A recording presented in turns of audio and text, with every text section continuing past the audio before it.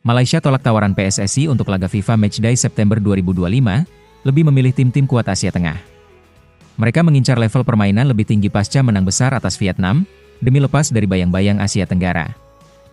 Ethan Kohler terlihat liburan di Bali dan kembali dikaitkan dengan naturalisasi timnas. Ia punya darah Indonesia dan belum membela timnas senior AS, celah besar untuk bergabung dengan Garuda Muda. Usai resmi dilepas Swansea City, Nathan dikaitkan dengan Persebaya Surabaya, klub yang pernah dia puji secara terbuka. Status bebas transfernya kini membuka peluang nyata untuk wujudkan mimpi main di Liga 1. Media dan warganet Belanda ramai-ramai dukung timnas Indonesia di kualifikasi Piala Dunia 2026. Kehadiran Patrick Kluivert jadi magnet, ditambah harapan agar pemain keturunan Belanda ikut memperkuat skuad Garuda. Welber tak masuk skuad AFF U23 karena klub Sao Paulo tak mau lepas, sebab turnamen bukan agenda resmi FIFA. Namun manajer tim menegaskan peluang Welber masih terbuka untuk ajang resmi seperti kualifikasi Asia U23 nanti. Justin Hubner, Tom Hai, dan Rafael Struijk belum pasti punya klub setelah kontrak mereka berakhir akhir Juni 2025. Soha Vietnam menekan PSSI untuk bertindak cepat demi menyelamatkan masa depan pemain penting timnas ini.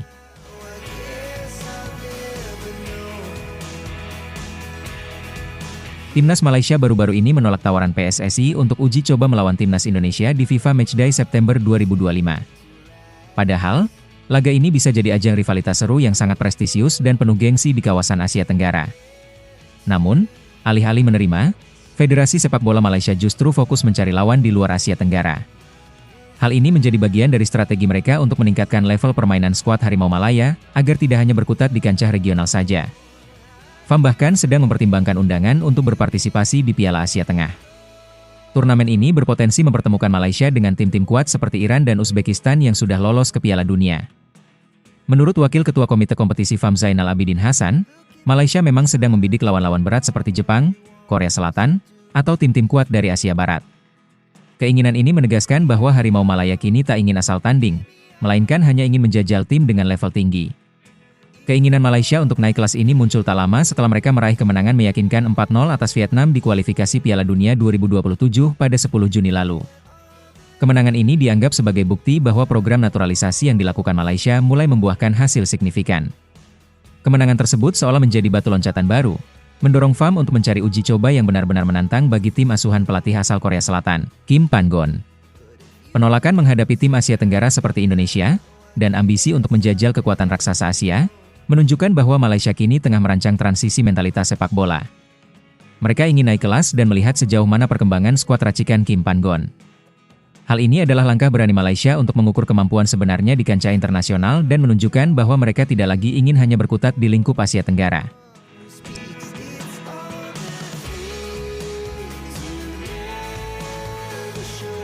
Nama Ethan Kohler tiba-tiba menjadi perbincangan hangat di kalangan pecinta sepak bola Indonesia. Gelandang muda yang saat ini membela Werder Bremen II ini terpantau sedang menikmati liburannya di Bali. Bukan tanpa alasan, Ethan Kohler sebelumnya memang sempat dikaitkan dengan rencana naturalisasi timnas Indonesia setelah menunjukkan performa menjanjikan bersama timnas U19 Amerika Serikat. Ethan Kohler diketahui memiliki darah Indonesia dari garis keluarganya. Ini membuatnya memenuhi syarat untuk menjadi bagian dari proyek naturalisasi yang sedang digalakkan PSSI. Namanya mulai diperhitungkan setelah klubnya Werder Bremen mengumumkan pemanggilannya ke skuad U19 Amerika Serikat pada Maret 2024.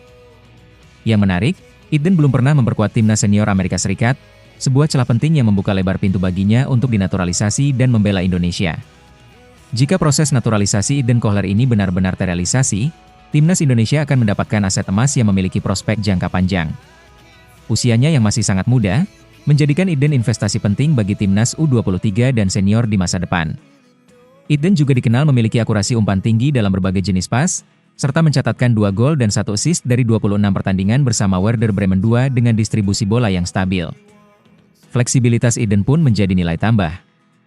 Ia tak hanya piawai sebagai gelandang bertahan, tetapi juga bisa ditempatkan di posisi bek tengah. Kombinasi pembinaan dari Akademi Amerika dan klub Bundesliga 2 seperti Werder Bremen membuat gaya mainnya seimbang. Dengan Piala AFF U23 yang akan dimulai pada 15 Juli mendatang, waktu semakin sempit. Jika dinaturalisasi dalam waktu dekat, Ethan bisa langsung memperkuat skuad Garuda Muda dan menjadi bagian generasi emas naturalisasi yang lebih muda.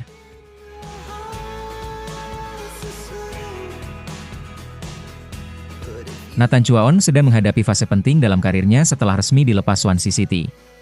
Di tengah derasnya spekulasi mengenai klub barunya, satu nama klub Liga 1 tiba-tiba mencuat dan menarik perhatian, yaitu Persebaya Surabaya. Meski usianya masih terbilang muda, Nathan pernah secara terang-terangan mengungkapkan keinginannya untuk bergabung dengan tim berjuluk Bajul Ijo itu. Kini dengan statusnya yang bebas transfer, mungkinkah keinginan Nathan ini benar-benar akan terwujud di Liga 1 musim 2025 hingga 2026? Nathan resmi meninggalkan Swansea City per 1 Juli 2025, setelah kedua belah pihak sepakat untuk mengakhiri kontrak secara mutual. Pengumuman ini disampaikan melalui laman resmi klub pada 19 Juni lalu. Karir Nathan di Swansea memang tidak berjalan mulus. Sejak bergabung pada musim panas 2023, ia hanya tampil 3 kali dengan total menit bermain tak lebih dari 127 menit. Bahkan masa peminjamannya ke SC Heerenveen pun gagal memberinya tempat utama. Dengan status bebas transfer saat ini, Liga 1 Indonesia menjadi salah satu opsi yang paling realistis bagi Nathan. Selain faktor kebugaran dan kedekatannya dengan timnas Indonesia, bermain di kompetisi domestik bisa menjadi langkah strategis untuk menyelamatkan karirnya. Dan jika memang ingin bermain di Indonesia, Persebaya Surabaya adalah klub yang secara emosional sudah lebih dulu menarik perhatiannya. Ketertarikan Nathan terhadap Persebaya bukan tanpa alasan. Ia mengaku sangat kagum dengan fanatisme dan dukungan luar biasa dari para bonek. Pernyataan yang awalnya dianggap angin lalu ini, kini menjadi relevan dan diskusi hangat di kalangan penggemar Persebaya. Meskipun manajemen Persebaya belum memberikan komentar resmi, sambutan positif dari warganet di media sosial sudah sangat terasa.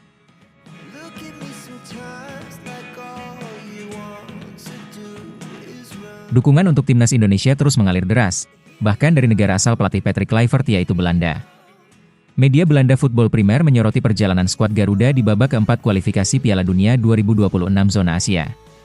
Menekankan pentingnya momen ini untuk mewujudkan mimpi tampil di pentas dunia, sesuatu yang belum pernah terjadi sejak Piala Dunia 1938 saat masih bernama Hindia Belanda. Hal ini menunjukkan antusiasme besar dari publik Belanda terhadap langkah timnas Indonesia. Warganet Belanda terang-terangan menyatakan dukungan mereka untuk skuad Patrick Kluivert, bahkan ada yang berharap lebih banyak pemain keturunan Belanda memperkuat timnas Indonesia. Mereka menyoroti atmosfer yang dibawa pendukung Indonesia yang sangat fanatik, yang diyakini akan menambah semarak Piala Dunia. Namun, beberapa komentar juga menyinggung tentang identitas timnas Indonesia, dengan adanya perdebatan tentang penggunaan pemain keturunan Belanda. Terlepas dari berbagai opini yang ada, masyarakat Belanda secara tidak langsung menaruh harapan besar pada Indonesia untuk tampil di Piala Dunia 2026. Mereka berharap Patrick Kluivert, sebagai mantan legenda oranye, mampu memanfaatkan peluang yang ada di babak keempat ini. Tekanan kini ada di pundak Kluivert untuk memperbaiki kualitas tim dan melakukan seleksi pemain yang lebih tajam, berdasarkan kontribusi nyata di lapangan. Bukan hanya asal-usul pemain dari Eropa. Jika ingin mencetak sejarah, inilah saatnya. Bukan hanya rakyat Indonesia, pendukung dari Belanda pun menantikan keajaiban dari Garuda di panggung terbesar dunia, Piala Dunia 2026. Mereka percaya bahwa kehadiran Indonesia dengan dukungan supporter yang luar biasa akan memberikan warna tersendiri di Piala Dunia.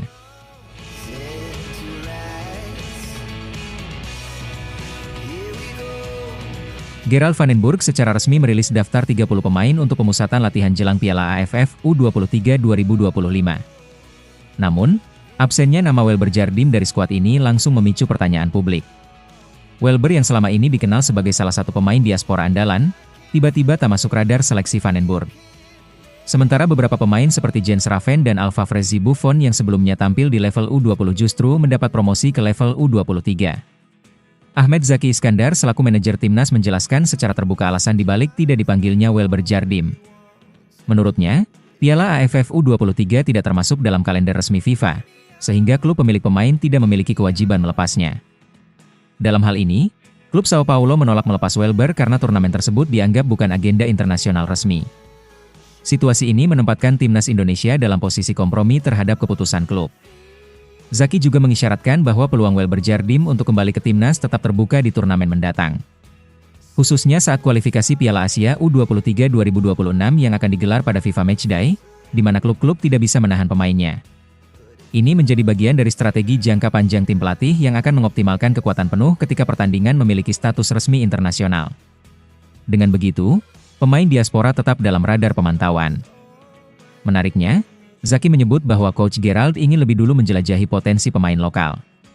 Fokus pelatih saat ini adalah menyaring talenta dari kompetisi domestik untuk membentuk pondasi kuat dari dalam negeri.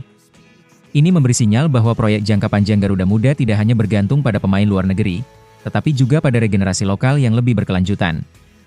Vandenburg tampaknya sedang membangun tim dengan karakter dan kekuatan sendiri, bukan sekadar mengandalkan nama besar diaspora.